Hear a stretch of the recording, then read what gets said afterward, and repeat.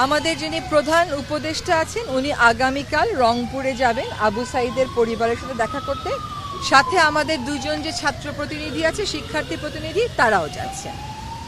আমরা আইন শৃঙ্খলা পরিস্থিতি নিয়ে বেশ সময় ধরে আলোচনা করেছি। আইন শৃঙ্খলা পরিস্থিতিটা যত দ্রুত সময়ের মধ্যে সম্ভব কিভাবে নিয়ন্ত্রণে আনা যায় সেটা নিয়ে আলাপ আলোচনা চলছে। এটা বুঝতে হবে যে আজকেই সমস্যার সমাধান হবে না, কিন্তু সমস্যার সমাধান যত দ্রুত করা যায় সেই আলাপ আলোচনা হয়েছে, এবং সেখানে আপনারা দেখেছেন যে আইজিপি মহোদয় পরবর্তীতে এসে যোগ দিয়েছেন। আজকে আবার স্বরাষ্ট্রমন্ত্রী মহোদয় আইজিপি মহোদয়ের সাথে আবার বসে বিস্তারিত কথা বলবেন। কিছু কিছু জায়গায় ধর্মীয় সংখ্যালঘু এবং আদিবাসী জনগোষ্ঠীর উপর আক্রমণ হচ্ছে।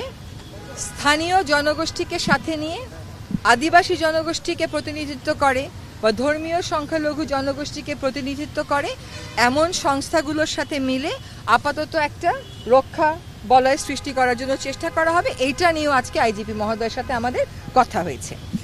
তারপরে বিচার বিভাগে আপনারা জানেন যে উচ্চ আদালতে আমাদের বিচার কার্য বন্ধ আছে। আইন উপদেষ্টাকে দায়িত্ব দেওয়া হয়েছে, তিনি সিনিয়র আইনজীবীদের সাথে কথা বলে কত দ্রুত বিচার কার্য শুরু করা যায় সেই ব্যবস্থা গ্রহণ করবেন। আরেকটা হচ্ছে যে যত শিক্ষার্থী নিহত হয়েছেন এই আন্দোলনে, এই অভ্যুত্থানে, সকলের পরিবারকে ডেকে আমাদের প্রধান উপদেষ্টা যমুনাতে একদিন বসবেন, ওনাদের সাথে কথা বলবেন। আর হচ্ছে